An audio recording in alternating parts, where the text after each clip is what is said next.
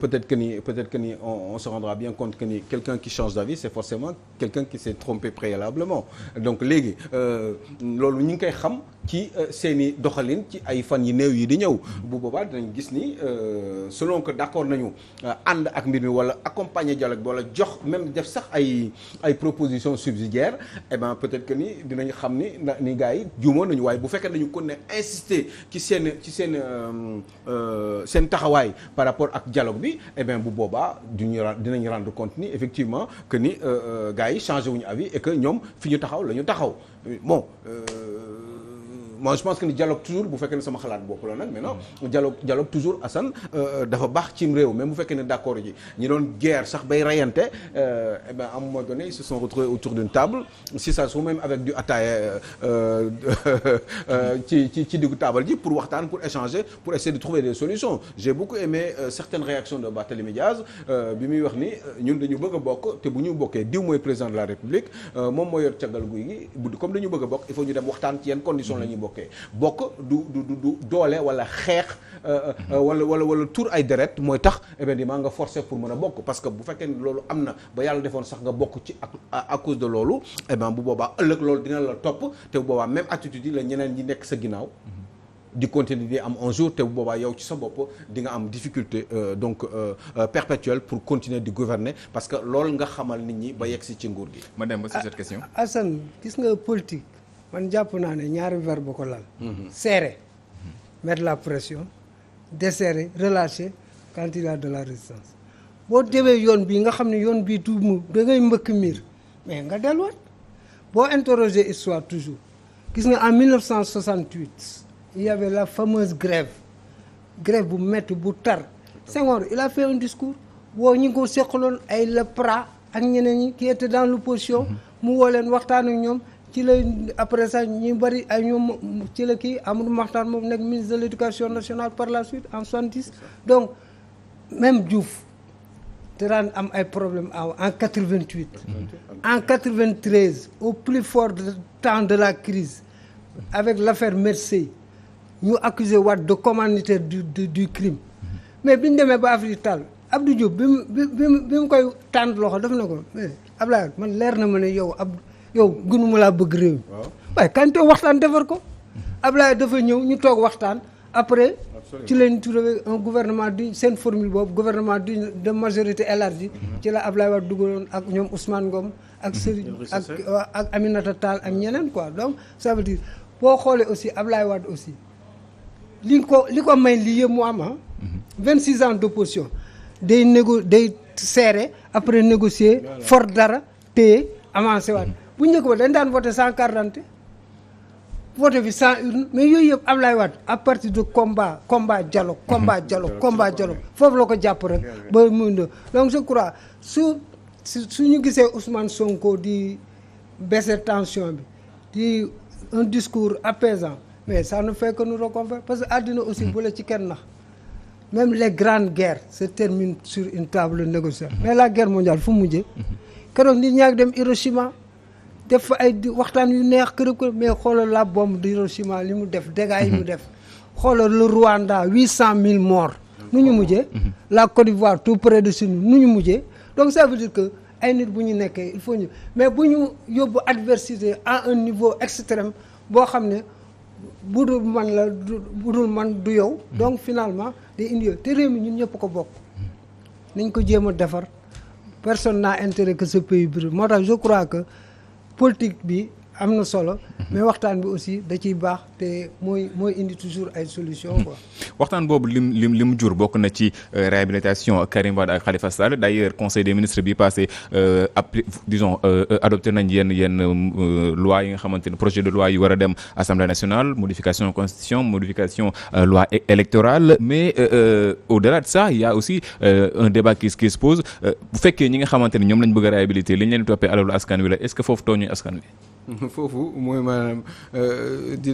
moi je pense que ni par principe bu fekkee ni yoon dafa ne diw dafa ameel xaalis sangam je pense à Karim Wade, je pense à Khalifa Sall. Bon, Khalifa Sall je pense qu'il était prêt à rembourser 1,830,000 ou 800 quelque chose comme ça, un peu moins de 2 milliards donc bon xaw ma ndax fu ñu ci mujjee mais pour le cas de Karim Wade je crois que il me semblerait un jour avoir entendu une ancienne première ministre de la justice qui s'appelait Mimi Touré qui justement taxawoon ne buy ñëw nañu indil suñu 138 milliards yi nga xam ne moom lañ ko laaj 138 milliards yooyu dafa am lu ànd ak moom bu fekkee ni ñëwul bu fekkee ni indaalewu ko parce que bu ko indewul dafay la contrainte par corps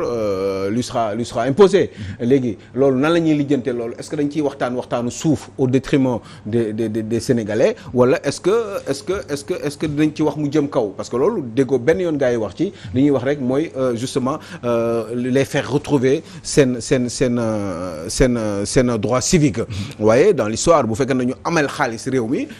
kon loolu lii dina fi def jurisprudence ci Sénégal ba nga xam ne léegi ku sàcc xaalis boo amee tuuti doole wala nga xaw a coow bu bari bu fekkee ni Sénégalais une partie des Sénégalais ànd nañu ak yow wala nga am une certaine influence boobaa mun nañu fàtteel alal bi nga xam ne jëloon nga ko ci réew mi parce que ñoom ñoo ko wax ñun ñoo ko wax yoon moo ne Karim Wade doit 138 milliards 138 milliards yooyu dinañu wax bu fekkee ni nag ce n'est pas vrai et que c'était c'est une décision de justice hein? Oui justement mais xam nga bon amende la quoi. Oui. waaw léegi man. et ba tey y a pas une autre décision bu ñëw. bu ñëw dindi ko mais léegi nan la ñuy def pour dindi loolu. nan lañ koy lijjantee est-ce que war na parce que contrainte par corps dafa war a am Karim Wade bu indi lu xaalis normalement dafa war a dem kaso. alors théoriquement léegi loolu Assane lu koy lijjanti. Sur cette question est-ce que ñi nga xamante ni ñu ngi doon wax débat bi ci dialogue bi ñu doon parler de deal lii du doon loo xamante ni da leen jox dëgg même bu fekkee. politique 16 juillet bi da leen jox. xam nga nag Assane man suñu réew mi benn problème moomu jaar. ku nekk position bi nga taxaw du moment. moom ngay défendre. c'est ça. gis nga ñii opposition bi ñi ñëpp di wax. ñoom ñoo doon wax na Khalifa ak ki bokk ci kii bi. ñoom loolu lañ la doon wax na Khalifa ak Karim bokk 2019. waaw te xamoon nañu booñ koy wax Karim. Il est sous le coup de la loi. Khalifa aussi est sous le coup d'un crime économique. ñoom xamoon nañ ko lu tax moment boobu waxuñu leen nañ fay parce que seen position de l'époque ñoo bokkoon ay ndab. xamul ma bokk di añaloo di reeroo bokk seen i coalition bokk seen i mbir xamul ma mais avant ñuy def intercoalition sañoon nga wax Karim ne ko doo kii xalaatoo ko parce que boo ko wax mu bàyyi la nga dem. voilà donc ça veut dire que fii. suñu réew mi dafa doon réew mu doy waar. moo xam ne ay dañuy naxante rek léegi ki la ne amnistie créer CREI yi ki non réactiver CREI yi bu leen nee dinaa ko bàyyi bu ko gis nga venu mag président kii Karim Wade ci kenn rek la dépendre mu président Macky Sall xam na fu muy jaar pour Karim du ñëw bokk ci jongante bi parce que ki la jël dugal la ci jet privé yóbbu la Qatar dénk la procureur Doha ne ko kii bu mu dem fenn bu mu dem dëkku waajuram bu ñuy wax waajuram bu góor bu ñuy wax Sénégal bu mu dem dëkkuram waajuram bu jigéen bu ñuy wax France bu mu dem fenn toog foofu pendant 3 ans et puis loolu dafa mës a am ci monde bi il n'existe aucune juridiction au monde où le gracier n'est pas libre de ses paroles et de ses mouvements ci àdduna bi Karim Wade rek la daal ana Khalifa dañ ko gracier muy doxi soxlaam donc ça veut dire que dafa laluwul ci loo xam ne dëgër na trop donc pour ñu régler ko du doon benn ñoom seen i biir dinañ ko régler léegi nag wax dëgg yàlla ku mën a bàyyi ku def crime économique est-ce que mënoo bàyyi keneen koo xam ne dafa am benn problème ak benn xale bu jigéen boo ko yooyu yëpp daal ci ñoom la en tout cas seen mbiru seen póotum biir la dinañ ko lijjanti bu soobee yàlla dinañ ko lijjanti au détriment des Sénégalais encore une fois parce que quand il s'agit d'une dette boo xam ne da nga ko amal réew mi te xaalis boobu am lu mu war a mën a jëriñ parce que nit ki da nga ne dafa jël alal réew mi nga évaluer ko nga ne ko ci lii la war a toll te lii ngay fay yoon ne lii ngay fay loolu bu ñu ko naree effacé wax dëgg yàlla loolu encore une fois comme ni ma ko waxee dina war na mën a def jurisprudence pour que ëllëg keneen ku mu dal ñu mën a teg cas bu demee président amul loi bi may ko amnistie waaw mais amnistie loo xam ne amnistie c'est à l'Assemblée nationale waaw non ma ne may na ko mu mu entamer procédure d'amnistie quoi. waaw Assemblée nationale la ko def. Alors, buñ voyez un peu sur cette question-là, on a parlé de Benno Bokk Yaakaar ak risque bi nga xamante ni candidat yu bëri mën na ko am, mais ñu revenir un peu sur l'opposition sànq Mademba mi ngi koy wax Pastef problème bi APR lañ am moom lañ am jamono ji muy benn nit lañ xamatuñ keneen. Aujourd'hui au niveau de l'opposition il y a plusieurs têtes, mais buñ desee un peu si socialistes yi ak Khalifa Sall jamono ji c'est en bonne voie pour mu mën a bokk si élection 2024 yi. Est-ce que ce n'est pas le moment de revoir bien de réformer la famille socialiste? Je sais pas, peut-être en l'appelant jox ko beneen tour ci sama gis-gis. Parce que le parti socialiste même ci àdduna bi yëpp jeex na, c'est fini, il y aura plus de parti socialiste. Même l'international socialiste gis ngeen ne amatul. Au Portugal il y a plus de parti socialiste, en France pratiquement parti socialiste inexistant. Donc je crois que affaire du socialisme jeex na ci àdduna bi, donc forcément day jeex ci Sénégal. Ils peuvent se retrouver parce que ils ont le même état d'esprit wala ils ont la même idéologie. Essayer de l'appeler beneen. En France Hollande veut revenir hein? Oui, mais du dem fenn socialisme jeex na quoi, jeex na ci àdduna, Portugal partout. ñoom dayeetuñu sax ci àdduna bi. ñoom booy xool parti socialiste ni mu juddoo depuis ci Senghor ba léegi CFIO après ñëw BDS après nekk PS ni mu juddoo nga fële lañ ko jëlee su la jógee dem Portugal et puis tas ci àdduna bi ñu doon def seeni mouvement yooyu international socialisme xam nga loolu amatul léegi Assane maintenant ci wàllum état d'esprit wala idéologiquement ils peuvent se retrouver entre eux créer dara fii au Sénégal parce que tout simplement ay socialistes la ñu woon. Mais il est évident que ni pour man ci sama xalaat kii. Khalifa Sall mun na dajale benn groupe parce qu'il y a une bonne partie des anciens socialistes qui sont encore aux côtés de Khalifa Sall. Beneen côté bi pratiquement jébbalu nañ ci Macky Sall. Maintenant est-ce que ñooñu jébbalu woon ci Macky Sall une partie dina dellu siwaat ci Khalifa Sall. Je sais juste une chose au moins mooy la première partie ñi nekkoon ak Benno Bokk Yaakaar dinañ ko ne di sax ci foofu parce que amatuñu avenir ki leen yoroon dugale leen foofu amoon seen yoroon seen ligne de conduite kooku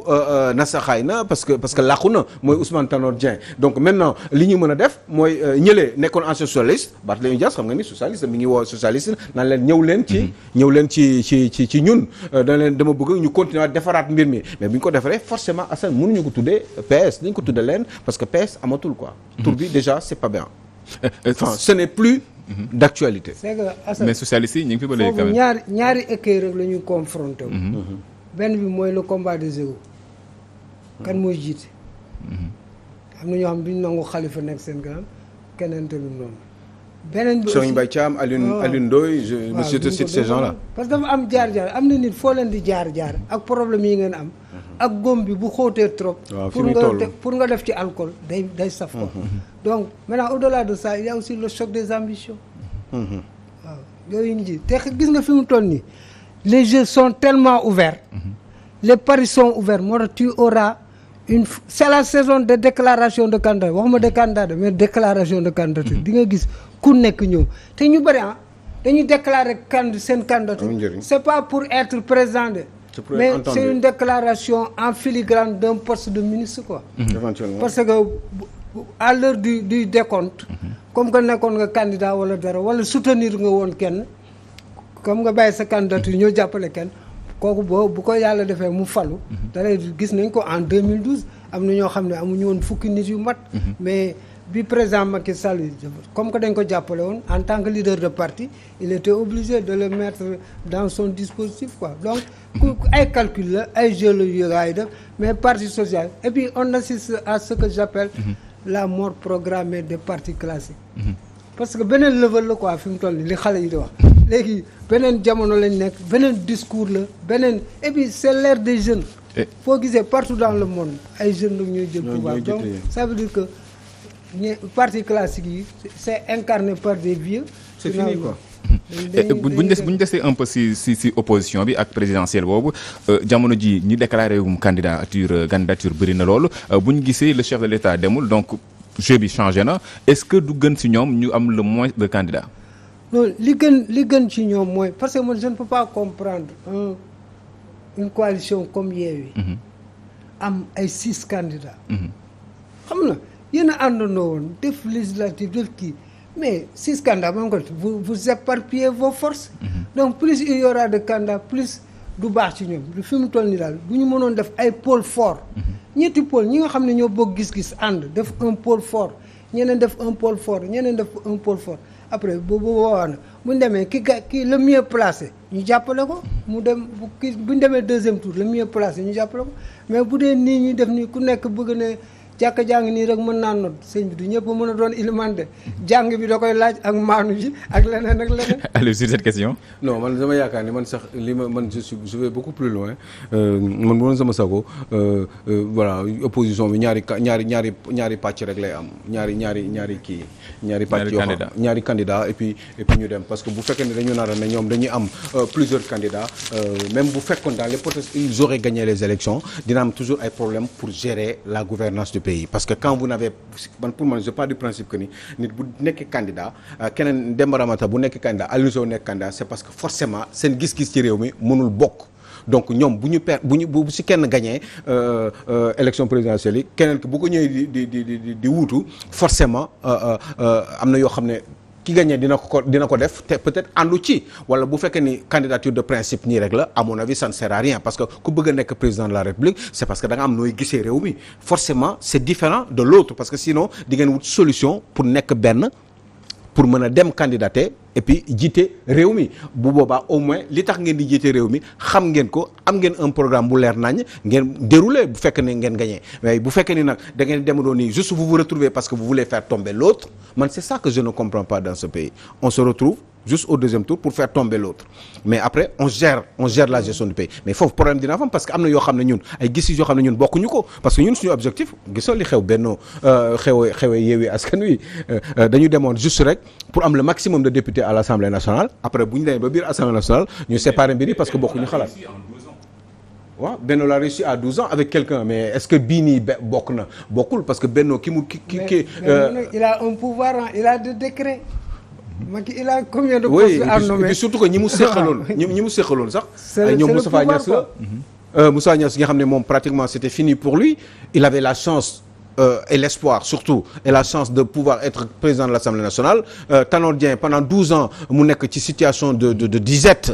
il avait envie de revenir avec son parti pour dundalaat parti bi am ay moyens dundalaat parti bi. On termine par ça. Voilà. Le temps. Maintenant on termine par ça je vais bëggoon ñu terminer benn phrase boo xam ne dafa def objet de discussion sànq au niveau de la rédaction des propos du chef de l'État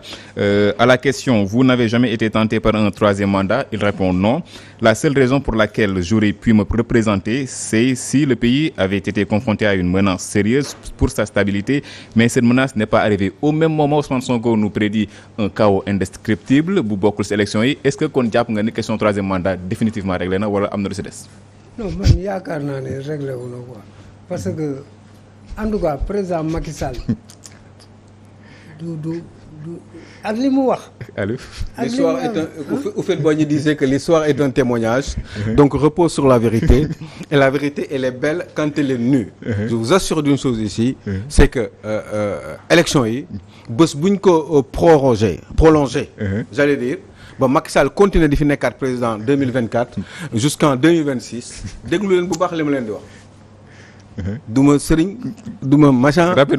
duma gisaane waaye dañuy wax rek nii ci suñuy xalaat bés bu élection yi mën na am il est fort probable ak coow yi éventuellement mën na am ci réew mi Macky Sall taxaw ne élection mënul am parce que coow gi moo fi bari loolu benn la ñaar bi mooy juste comment régler le problème de Touba dañ ko war a lijjanti parce que nee nañu kenn dootu foofu voté pour lijjanti loolu carte électorale bi dañ ko lijjanti waaw pour changer loolu